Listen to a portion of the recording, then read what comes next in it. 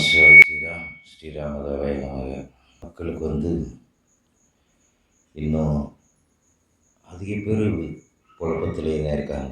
என்ன குழப்பத்தில் இருக்காங்கன்னா, திருமணம் முடிஞ்சிருது, அதுக்கு பிறகு அந்த குடும்பம் நடத்துறதுல வில்லங்க அவங்களுக்கு எப்படி வரவு செலவு பண்ணுறது, எப்படி குடும்பம் நடத்துறது, எப்படி இந்த சவாலான உலகத்தில் ஜெயிக்கிறது, இப்படிங்கிறதுல பெரிய குழப்பம் அவங்களுக்கு. நிறைய பேர் நினச்சிக்கிட்டு இருக்காங்க, நம்மளுக்கு தொழில் தெரியுது, விடிய விடிய உழைக்கிறோம், சம்பாதிக்கிறோம், குடும்பத்தை நல்லா நடத்திடலாம் அப்படின்ட்டு யோசிக்கிறாங்க. அதுதான் மிகப்பெரிய தவறு. காலம்னு ஒன்று இருக்குது, நேரம்னு ஒன்று இருக்குது. சரியா? திருமணம் பண்ணுறோம் அப்படின்னோம்னா அதுக்கு முன்னாடி குடும்பத்தினுடைய வரவு செலவு ஒருத்தருக்கு தெரிஞ்சிருக்கணும் கண்டிப்பாக. அது ஒரு பக்கம் இருக்கட்டும். அதுக்கு பிறகு பார்த்தோம் அப்படின்னோம்னா, இப்போது ஒரு 3-4 நபர்கள் தொடர்ச்சியாக என்ன ஒரே புலம்பல் அப்படின்னோம்னா, ஐயா நல்லா சம்பாதிக்கிறேன், விடிய விடிய உழைக்கிறேன், விடிஞ்சிட்டு உழைக்கிறேன், பயங்கரமாக கடுமையாக உழைக்கிறேன், ஒன்றுமே மிஞ்ச மாட்டேங்குது, எல்லாமே பண்ணுறேன், எதுவுமே மிஞ்சவே மாட்டேங்குது, என்னண்டே உனக்கும் ஒன்றும் புரியலை, இதுக்கு மேலே எப்படி சம்பாதிக்கிறதுன்னு தெரியல, தூக்கம் கம்மியாகவே தான் தூங்குகிறேன் அப்படிங்கிறாங்க. அப்புறம் ஒரு சிலர் நல்லா சம்பாதிக்கிறையா, காசு எல்லாம் தான் வருது, நான் ஒன்று நினச்சி பணம் சேர்த்தண்டா வீண் விரயமாக ஒன்றுக்குமே ஆகாத செலவாக போயிடுது, இது எனக்கு பெரிய குழப்பமாக இருக்குது, ஏன் சம்பாதிக்கிறோம், எதுக்கு இருக்கிறோம், இவ்வளோ கஷ்டப்பட்டு சம்பாரிச்சபடி முண்டமாக ஆஸ்பத்திரிக்கு போயிடுது, இல்லாட்டி வீண் விரயமாக யார்கிட்டையாவது கொடுக்குறோம், ஏமாற்றிட்டு போயிடுறாங்க இப்படின்னு வகை வகையாக சொன்னாங்க. அப்போது நம்ம எல்லாருக்கும் ஒரே பதில், எப்படி எல்லாருக்கும் ஒரே பதிலை சொன்னோம். என்ன அப்படின்னோம்னா, இதுதான் வாழ்க்கையினுடைய சூட்சுமம்.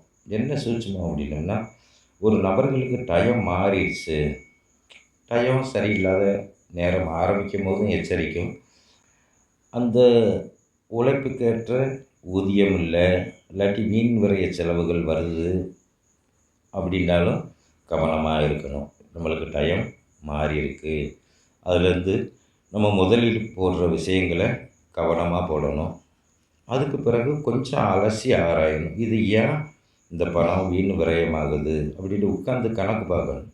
எப்படி உட்காந்து கணக்கே எழுதி பார்த்துடணும், எவ்வளவு நம்ம உழைச்சிருக்கோம், அனாவசிய அதாவது அவசிய செலவுகள் என்னென்ன ஆயிருக்கு, இதில் அனாவசிய செலவு தேவையில்லாத செலவுகள்லாம் என்னென்ன ஆயிருக்குன்ட்டு கூட்டி கழித்து பார்த்தாங்கன்னா கணக்கு கரெக்டாக டெய்லி ஆயிரும். என்ன டெய்லி ஆயிரும் அப்படின்னோம்னா, நியாயமாக உழைச்ச பணங்கள் எல்லாம் அத்தியாவசிய செலவுக்கு பயன்பட்டுருக்கும், அநியாயமாக உழைச்ச பணமெல்லாம் அனாவசிய செலவாக போயிருக்கும். இதுதான் வாழ்க்கையினுடைய சூட்சுமம். இதில் மந்திரம் தந்திரம் சாமி கோடாங்கி குறியாரனுக்கு சம்மந்தமே கிடையாது. ஆனால் இந்த கணக்கை பார்க்கணும். கணக்கை பார்த்துட்டாங்கன்னா தெளிவாக அக்யூரேட்டாக அவங்க 5 ரூபா இல்லாட்டி ஒரு 5000 ரூபா தர்மத்தை மீறி எடுத்திருந்தாலும் அது அப்படியே போகும், மேற்கொண்டு அசலும் போக வட்டியும் போகலாம் வாய்ப்பு இருக்கும். ரைட்டா? இப்போ நம்ம அவங்கள்ட்டெல்லாம் என்ன சொன்னோம் அப்படின்னோம்னா, ஒன்றும் பிரச்சனை இல்லை, ஆத்திரப்படாத, அவசரப்படாத, நிதானத்துக்கு நீ வந்துரு. எப்படி நிதானத்துக்கு வந்துரு, நார்மலுக்கு வந்துரு, டென்ஷனுக்கு வேலையே கிடையாது. என்ன வேலை கிடையாது, என்ன ஐயா செய்யணும், ஒன்றும் இல்லை, நைட்டு வேலையை விட்டு பகலில் வேலை பார்க்குறையில நைட்டில் வேலை பார்க்காத, நல்லா உடம்புக்கு ரெஸ்ட்டு கொடு, மனசுக்கு ரெஸ்ட்டு கொடு, ஃப்ரீயாக தூங்கிடு, அப்புறம் எப்படியா பிழைக்கிறது. ஆமாம், நீ தான் ஒன்றுமே மிஞ்ச மாட்டேங்குங்க. இல்லை இப்போ நான் நைட்டு பகலாக வேலை பார்க்குறேன், எனக்கு மிஞ்சிருது நிறையா பணம் தான், வேலை பாரு, ஒன்றுமே மிஞ்சாததுக்கு எப்படிப்பா நீ போய் வேலை பார்க்குற, அந்த டென்ஷன்லேயே உனக்கு மூளை சூடாயிரும், அவசரமாக புத்தியில் குளறுபடியாகி மூளை குழப்பி விடும், தப்பான ரூட்டையெல்லாம் காமிக்க ஆரம்பிச்சிடும். மனசுக்கு ஃப்ரீயாக விட்டுரு, மூளைக்கு நல்லா ரெஸ்ட்டு கொடு, உடம்புக்கு நல்லா ரெஸ்ட்டு கொடு. நீ இப்போ உனக்கு தெரியும், அப்புறம் எப்படியா நான் குடும்பம் நடத்துறது, குடும்பத்துக்கு எப்படி வரவு செலவு பண்ணுறது அப்படின்னோம்னா நம்ம இதைத்தான் சொன்னோம். ஆடம்பர செலவு எது, அத்தியாவசிய செலவு எதுன்ட்டு கணக்கு பண்ணணும். உன் குடும்பத்துக்கு மிஞ்சினா ஒரு நாளைக்கு சாப்பாட்டு செலவுக்கு எவ்வளோ வரும், நீ வண்டி வச்சுருந்தீங்கன்னா டியூவுக்கு எவ்வளோ வரும், அதை மட்டும் ஓட்டிட்டு நீ சும்மா கூட வண்டியை நிப்பாட்டி போட்டு தூங்கு, ஒன்றும் பிரச்சனை இல்லை. மேற்கொண்டு ஆதாயம் வேணும், சம்பாதிக்க வேணும், கொஞ்ச நாளைக்கு அந்த எண்ணத்தையே விட்டுரு. ரைட்டா? பகலில் வேலை பாரு, நைட்டு தூங்கு, இல்லாட்டி நைட்டு வேலை பாரு, பகலில் தூங்கு, வருமானத்தை குறைச்சிரு. என்னையா அப்படி சொல்கிறீங்க? நீங்கள் வருமானத்தை கூட்டணும்னு நினச்சா வருமானத்தை குறைக்க சொல்கிறீங்க. இதான்ப்பா வாழ்க்கையினுடைய சூட்சுமம். எப்படி? இதான் வாழ்க்கையினுடைய சூட்சுமம்.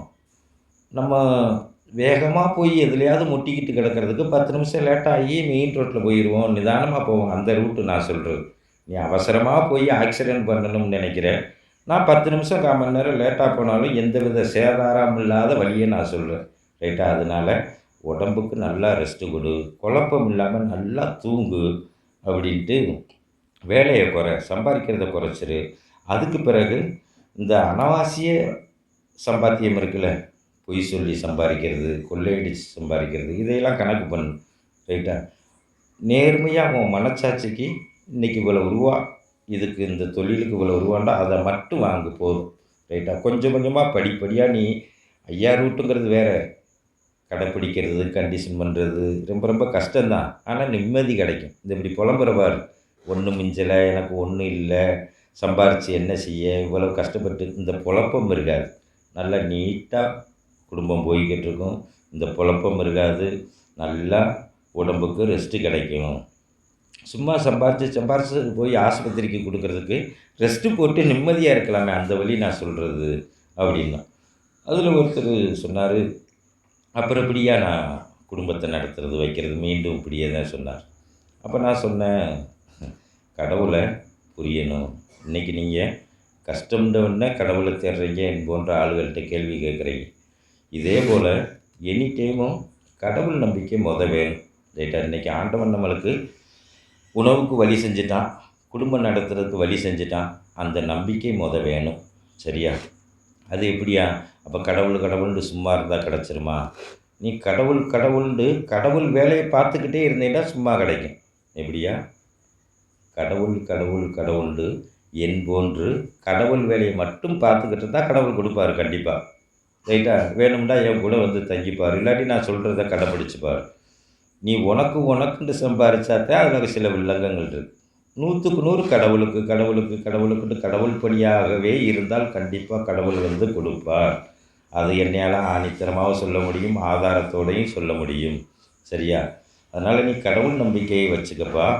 அதனால் இப்போ மட்டும் வந்து நீ புலம்பாத, கடவுளினுடைய தத்துவத்தை புரிஞ்சுக்கோ. ரைட்டா? கல்லுக்கு உள்ள தேரைக்கும் கடவுள் கொடுப்பான், புல்லுக்குள் உள்ள புழு பூச்சிக்கும் கடவுள் கொடுப்பான், மண்ணுக்குள் அறியாத அணுவுக்கும் அண்டமானவன் இறைவன், அந்த அணுவுக்கும் அணுவை கொடுத்து உயிராற்றலை கொடுக்கக்கூடியவன் இறைவன். அதை நீ புரிஞ்சுக்கோ. ரைட்டா? அதனால் கடவுள் கொடுப்பாராண்டா எதுவும் எந்த உணர்வும் எந்த உணர்வற்ற நிலையிலும் உள்ள சூழலுக்கும் அணுவுக்கும் அண்டத்திற்குள் அணுவை வச்சான் ஆண்டவன். அந்த அணுவுக்குள் இருப்பவன் ஆண்டவன். அந்த அணுவுக்கும் ஆற்றலை கொடுத்து உயிராற்றலை படைப்பவன் ஆண்டவன். அதை புரிஞ்சு அறிஞ்சு நீ நடந்தையானால் ஆண்டவன் அள்ளி கொடுப்பது நிச்சயம். ரைட்டா? அப்படி அள்ளி கொடுக்கும் ஆண்டவனுக்கு நீ கொஞ்சமாவது கிள்ளியாவது கொடுக்கவும் மனநிலை சரியாக வேண்டும். சரியா? அள்ளி கொடுக்கும் ஆண்டவனுக்கு நீ கொஞ்சம் கிள்ளி கொடுக்கவாது சரியாக உன் மனநிலை இருக்குமேயானால் கண்டிப்பாக ஆண்டவன் அருள்வான். உனக்கு அறிவாற்றல் ஆண்டவனுடைய ஆற்றல் கிடைக்கும். நீ எந்த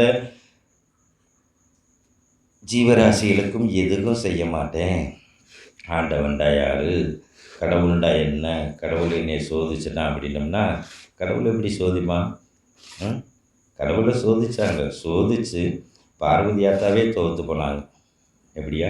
ஆண்டவனை சோதித்து அவரது மனைவியே தோற்று போகும்போது நம்மளாம் எம்மாத்திரம். ஏன்னா ஒரு மனைவிக்கு தான் கணவனுடைய சீக்ரெட் விஷயங்கள் அனைத்தும் தெரியும். அப்படியாப்பட்ட மனைவி சோதிச்சே தோற்று போன அவர்கிட்ட போய் நம்மெல்லாம் ஒரு போட்டி செவிச்சிட முடியுமா? சோதனை பண்ணி செவிச்சிட முடியுமா? ரைட்டா? அதனால் நீ ஆண்டவனை தொழுவனும், ஆண்டவனை நினைக்கணும். ஆண்டவனை நம்ம ஏற்கனவே சொன்னது போல் எல்லாம் அவன் செயல், அவன் கொடுக்குறான். ரைட்டா? என்ன ஒரு கொடுமை, அவன் கொடுக்கறது அவனுக்கு திருப்பி கொடுப்பதற்கு மனமில்லை. அவன் ஒரு 10,000 ரூபா கொடுத்தான்னா அவனுக்கு 100 ரூபா கொடுக்க நம்மளுக்கு மனசு வர மாட்டேங்குது. எப்படி வாங்கின லக்கில் எப்படி திருப்பி கொடுக்காம விட்டால் எப்படி கொடுத்தவங்க எப்படி சும்மா விடுவாங்க? ஆனால் இவன் சும்மா இருப்பான். ஆண்டவன் வேடிக்கை பார்ப்பான். 1000 ரூபா கொடுக்கும்போது இவன் எவ்வளவு கொடுக்குறான்ட்டு வேடிக்கை பார்ப்பான். ரூபா கொடுக்கும்போதும் வேடிக்கை பார்ப்பான். கடைசியில் ஆட்டம் ஆடிட்டு என்னைக்காவது வரத்தானே வேணும், நீ வர்ற அன்னைக்கு உனக்கு வட்டி முதலும் சேர்த்து நான் புரிய வைக்கிறேன் அப்படிம்பான். சரி, அந்த மனநிலை வர வேண்டும். உழைக்கும் தொட்டிக்கு நான் உழைச்சேன், நான் பார்த்தேன் பாரு, சம்பாரிச்சேன் பாரு, கார் வாங்கினேன் பாரு, பங்களா வாங்கினேன் பாரு. கடைசியில் போயிட்டு ஆண்டவன் என்னை பீச பிடிக்கிட்டேன், ஆண்டவன்லாம் ஒரு கடவுளா, கடவுள் இருக்கானா அப்படிங்கிறது. அந்த மனநிலையே இருக்கக்கூடாது. ரைட்டா? எண்ணத்துக்கு மட்டும், நம்ம செயல்பாடுக்கு மட்டும் பாயிண்ட் ஓடலை. எப்படியா? நம்ம செயல்படுறோம், அதுக்கு தக்கன பாயிண்ட் ஓடலை, எண்ணத்துக்கும் பாயிண்ட் ஓடும். எப்படி? நம்ம மனசில் நினைக்கிறதுக்கும் ப்ளஸ் மைனஸ் ஓடும்.